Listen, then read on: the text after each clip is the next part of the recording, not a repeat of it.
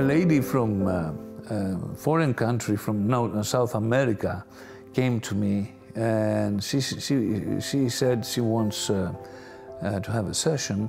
And I said, what's your mother tongue? And she said, Spanish. And I said, I don't speak Spanish. I would rather have a person to translate for you next to me, because if you go in deep hypnosis, you always speak your mother tongue. You cannot speak, let's say, English in hypnosis, because then you wake up, you come out of hypnosis, okay? Because you use, it's your second language. So she comes, they two come, this woman was gorgeous, this beautiful woman, you know, very hot. And with her girlfriend, supposedly, the girlfriend was one head taller than me, very thin a waist. little bit masculine? Yes. Yeah. Her foot was longer than mine. Okay. And, you know, it was evident that she had undergone, unfortunately, she had undergone surgery. Okay. So, well, she was my interpreter, so she sat next to me, and the other lady went into a deep regression, and she saw her past life and all these things. She came what she was there for. We finished, and the girl went to the toilet. The lady went to the toilet, and the other lady who was standing next to me said, Nasos, well, we didn't tell you the whole truth. I said, why you didn't tell me the whole truth? And she says, well, you know, I was her husband, and we have a child together, but I couldn't resist the need to change my sex. And I said, okay, look at this hand, look at this hand, look at this hand, and up, she falls on the couch. I put her into sleep, and what do I find? She is in the country where she was born. I don't say the country, I don't want people to find it. And her mother is pregnant, his mother was pregnant to him. And she's working in the field, but she has, her belly is up to here, you know, she's 7 months, 6.5 to 7 months old, and she's working in the field heavily, and it's really bad. And then all of a sudden, something falls from her womb down to the land. It was one of the embryos. Guess what embryo was that? They were twins, and the one was a girl and the other one was a boy. So the girl goes down the land, but the soul stays here and stays with her brother. And they fought all their life, and she demanded to live her natural life as a woman.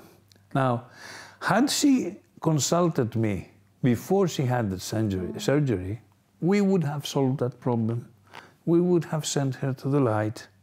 Now I couldn't do anything. I was at a stalemate, because if I sent the lady to the light, we would have a body that looked like a female, and with a male body. It was odd. But I'm saying to the parents who have children who have gender dysphoria, go to a regression therapist, go to a hypnotherapist, go to a person who is alternative. Mainstream psychiatry has no answer to this, okay? And the only response is, yes, we will deal with this, it's okay, no problem, we can make you a girl if you want to be a girl. That's not the case. Let's first search why. I know a version from Siberian shamans who said that the major reason for schizophrenia 90% cases is exactly that, an attachment of another spirit. And there are two spirits living in one person. And if a person does something like you do, you detach those extra spirits, right? Then the person remains healthy. Yes. In many, many cases. Yes. But that's alternative. Yes, that's alternative. But the problem with the schizophrenics is that they don't go into hypnosis because they cannot focus, not even for 1 minute. So when you're trying to hypnotize them, these voices inside their head are infiltrating and they're not allowing the process to happen. Right. And you know why for many years electroshock therapy was effective? Because actually with electroshock, it kicks the spirit out of the body. It's shocked out, and for a few days he's relieved. But the spirit is actually like the moon around the earth. He's trying to find a way to come back in, and it jumps in again. Okay, because it knows this is my house. I'm not going anywhere. But the electroshock therapy was actually effective for this reason. And that's why I'm using in my practice electroacupuncture, which is not that violent. Right. It is not so shocking. Imagine that a shock of this sort has 200,000 volts. 200,000 volts. It's a severe shock. While we are talking with acupuncture is nothing as compared to, and it does the same work. Okay. And it's much more controllable because you can prolong it. But you know how to use it. You started it a lot. Well, that was my discovery. Okay. And it's unique in the world. I actually have published a book only on this. Let's speak about your book. Let me show it. This is a brilliant book written by Athanasios KOMIANOS, and you can see the title, Rapid Entity Attachment Release. I know that you wrote it in 2011, and now you are updating it, so we expect a new version coming very, very soon. And it will be in Russian as well in about a year from now. This actually is a manual, a technical manual. It's not a book. The new one will be a book, and the manual part of it will be at the appendix section of the book. I don't know if you noticed here, but... that's a spirit, I think. That's a spirit. Okay. That's a picture of a spirit, which was taken in Eastern Day on a church. It was the resurrection of Christ. Okay. And this was right over the church, and my cousin focused his camera, and this spirit was taken on the camera, and if you see him on the street, you could recognize him and talk to him. So that's a face, really. Yeah, that's a very. That's why I chose that.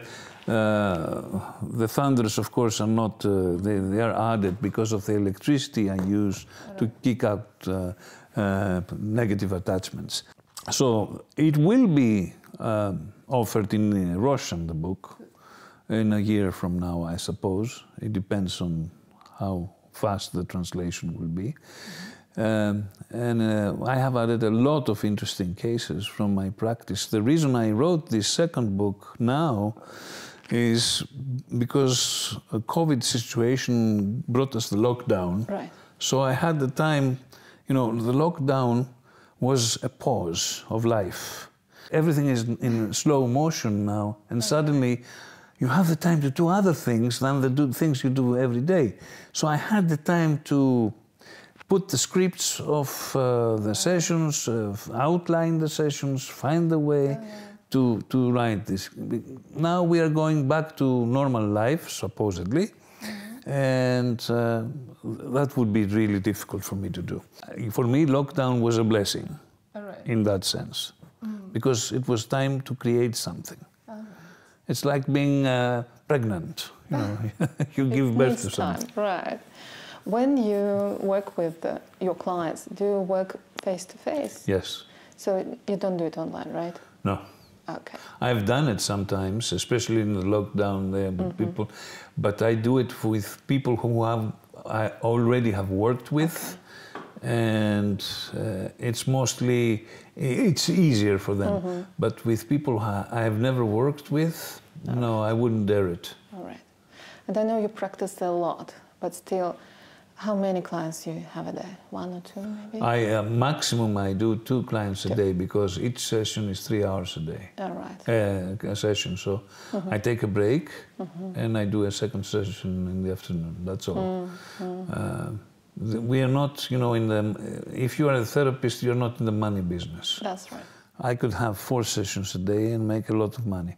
That's not the point. The point is to have quality. And quantity always devours quality. Right. So I cannot do more than 2 sessions per day, unfortunately. Yeah. May I ask you, as a practitioner asks another practitioner, how do you restore yourself normal? Walking in nature. Maybe after 1 session I need to walk 6 kilometers to just, you know, to 1 hour to renovate myself. Touch with nature, close to the sea, to the forest, go to a lake and listen, just ground yourself. Right, grounding is important. Grounding is very important. And philosophizing about the session, what happened, what was wrong, what went wrong, what was good about it. Where would I be better about it? Actually, you know, this is by Pythagoras. You know Pythagoras, the old mathematician, the ancient philosopher. He demanded from his students at night to make a review of the day. In other words, right before they go to bed, he would ask them to make a review and replay the whole day and ask themselves, what was what I did today? Was there something that I should have done better? And if there was something that I could have done better, then they have to change the scenario in their minds. In other words, when the old person was asking for help and I ignored that person and I walked by because I was in a hurry, in your mind you have to step back and go to this gentleman and help him cross the road. Okay? In that way, Pythagoras got rid of the enipnia.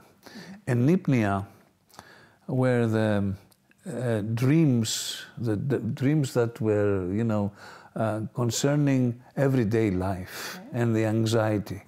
So when people fall in this, they see enipnia, which are really tiring dreams, and during the end of the night, they see the creative dreams.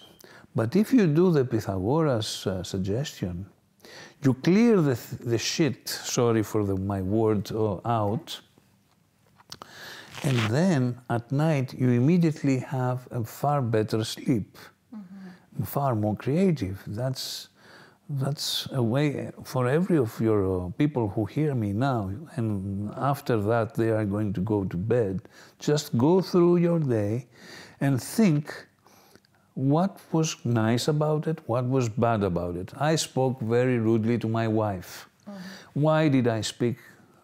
How would I have spoken better to my wife? I was very nervous, I was very upset, and I said this and this and this. Was there a better way to make my point and not make her cry? And then in your mind, replay as if you were in a theatrical play, the correct version. This will register in your unconscious, and the next time you run into a crisis with your wife, you will not behave like an asshole. All right. Okay? I think a soul does nearly the same, the life review, when the life comes to the end. Yeah. And maybe it's the same thing. In the next life, it will be. Of course, it's the same thing. When you have a life review, when you die, And we know from the people who had near-death experiences that they go through a life review. And the reason they are seeing this is because they need to see their mistakes. And they are given the chance to return back to their body and ask themselves, okay, now I'm not going to do the same thing. It's not, most of the NDA and near-death experiences have changed their lives radically. Some of them were very rich people who gave their money away to charities, and they became simple men, of modest men and women. Their life changed. They started helping people, going to elderly houses, mothering people who were in need. They totally change. They don't remain the same persons. They are not ego eaters, you know, all the time. A near-death experience is a blessing, actually, for some people. Yeah, in a way. Of course, there are negative experiences as well. Okay. Visits to hell and back, thank God. With attachments or no? With, we don't know that. I had 2 near-death experiences, 3. Not myself. I mean, I had 2 clients who had near-death experiences, and it was fascinating to work with them. How did it change their lives? Ooh, in a lot of ways, in a lot of ways. They were far more creative. They have no fear of death. They don't care about money anymore. They don't chase money. They don't chase wealth and you know, earthly goods. They are far more wise people. Okay. Okay. Yeah. Now we come to the past lives issue, and you mentioned Pythagoras. I think he wrote, somehow he mentioned that he remembered his past life. Yes. Actually, Pythagoras in Greek I'm saying it, okay? Pythagoras has not left any writings except the golden epics, which are, and the story I told you about the dreams and is written over there. But his students and the Pythagoreans in general said that he was remembering his lives, and actually that when he visited the Temple of Delphi, he discovered there his own shield that when he fought in the Trojan War. And he remembered the name of, he was a soldier, and his name and his, and then he started recalling even more lives. And it is mentioned that he remembered about 6 or 7 lives with detail. So yes, not only Pythagoras, his mentor, Pherekides, and Empedocles, who was also at the same time with Pythagoras, and Socrates and Plato, all of these people were strong believers of reincarnation and that the soul comes and goes and comes and goes all the time. We are often asked that, definitely. Any regression therapist is asked about any proof of past lives. The proof of past lives did not exist till recently. We had some indications, strong indications in the 19th century, but the proof, the strong evidence, the irrefutable evidence has come in the last 60 years. After the initial work in 1960 from Ian Stevenson, the director of the Psychiatric School of University of Virginia, he devised the Division of Perceptual Studies and separated himself from the department because the medical community did not want him there. And so he had to resign from his position and go out of the premises of the universities to do his job. But he did it. And he brought to science the fact that we are all not all, but the cases that he has studied from many places around the world, that he established the fact that there is reincarnation. Now it is up to the mainstream to prove the opposite. I know about your name, your personal name, Athanasios, and that means immortal, right? Yes.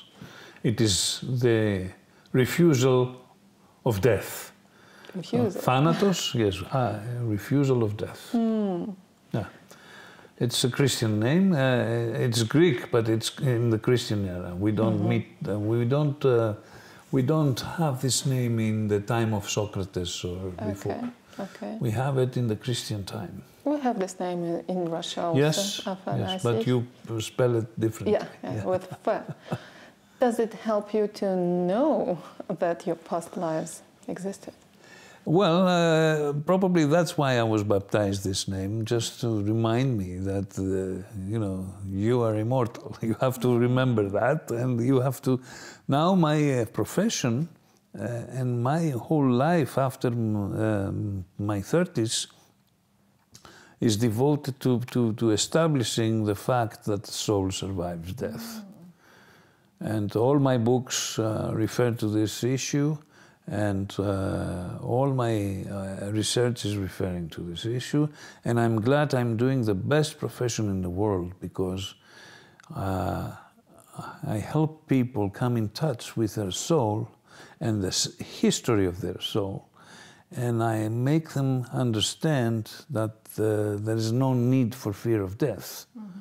I mean, of course, you will probably be afraid of how you will die, but after this process is through, you are in another plane. So the better you behave here in this life, the better will be for you in the afterlife. You build the conditions right now. Nothing ends. You know, there is around the people the thought that somehow a magic wand is going to touch us when we die, and we forget everything and nothing happens after that, and we are happily living after that forever. That's the Christian notion, that we will not be born again. Now, that's wrong. That's terribly wrong. Nothing changes because you die. If you were violent, and if you were arrogant, and if you were stupid, you will be stupid after life, arrogant, and whatever, hungry forever.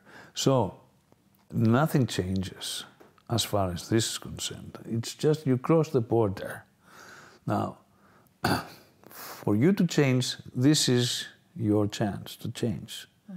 Because by changing here, you are forming your future and your past at the same time. Now, you will be born as Diana. You are born as Diana only for once. That's your chance as Diana, in this life, in this era. Of course, you have come in different forms before, and you will be coming in different... But this chance is only for this life. So make the best out of it. Live life as if this is your last day. When I was 41, I had a heart attack. And then I realized how valuable life is. And from there on, each and every day for my life, when I wake up and I open my eyes, I'm blessed. I consider myself blessed, and I make the best of it. I drink every drop of my glass, okay? You enjoy? Yeah, and I enjoy it. And this is the best period of my life, and that's why it's creative. And thank God I had a heart attack, because that's sped up all the process of learning. What you're saying is live here and now. Yes. But know that there was some past and there will be some future. You leave a footprint in this life, right? Make sure that footprint is as light as possible, and that you will not harm people, you will not give pain to people. don't do unto others what you do not want to be done to you. That's the best motto there is. Go on that way, and you will find it in front of you. You will. It's like a bank account, okay? If you put good things in the bank account, that's what you will receive in the other side. I think we mentioned karma and dharma. Yeah, that's exactly the same thing. That's what's karma and dharma. Exactly. If you want to gather good things, do good things. It's simple. But I don't know why people don't have that into their minds, into their everyday life. They have to put it in. I have another question about people saying that they are contacting aliens and they have some mental contact with them. What do you think about it? Is it true? What I've noticed in very rare cases, though, is that when people are placed in hypnosis, sometimes I've met people whose souls seem to be alien. In other words, these people are themselves very strange. They behave in a very different way than we do in their normal life, okay? They're very austere, they are very rigid. Their way of looking is non-human. And sometimes they steer, you know, attention. I mean, people look at them and say, what is going on here? And what I saw is when you hypnotize these people, it seems that they are lost, and that what they describe is as if they are coming from an alien civilization. And they seem to be dropouts or leftovers, or somehow by accident they fell off here. Now I have about 10-15 cases of this, and I really do not know what to do of them. I can recall the first encounter very vividly because it really shocked me at the time. It's at least 15 years ago, maybe even more. I think it was in 2004. And this guy was a genius in mathematics, but he was doing business, you know, he was a businessman in an island of Greece. Businessman building houses. When I realized that he was possessed by the alien, that's possession. and that that was a possession and not a real soul of an alien, I tried to kick him out. But I was not that experienced at the time, and I was trying to kick him out.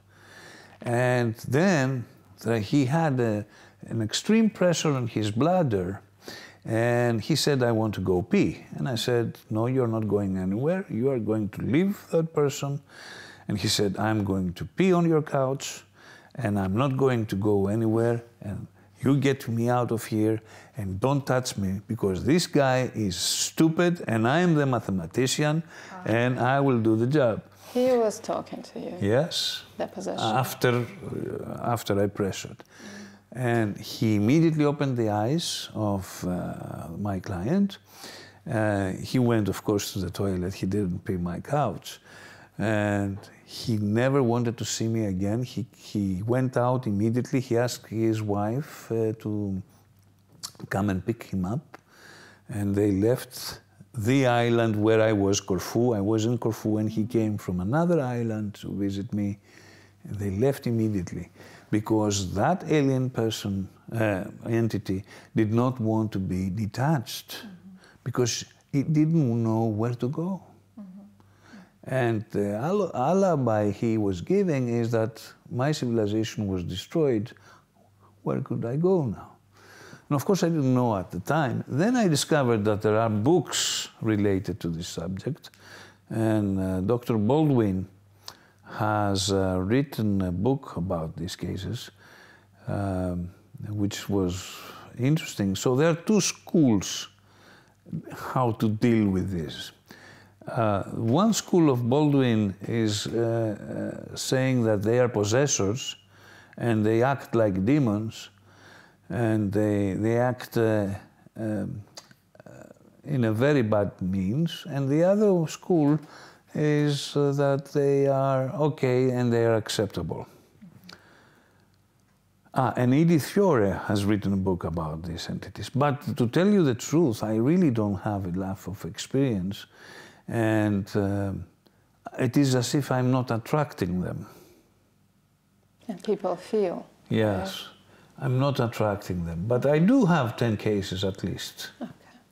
And the other person now I remember in a training I had, she was a physicist, and again, her knowledge of physics was extraordinary, and it was probably due to the different way of thinking that these entities may provide to their host, because actually they are intruders.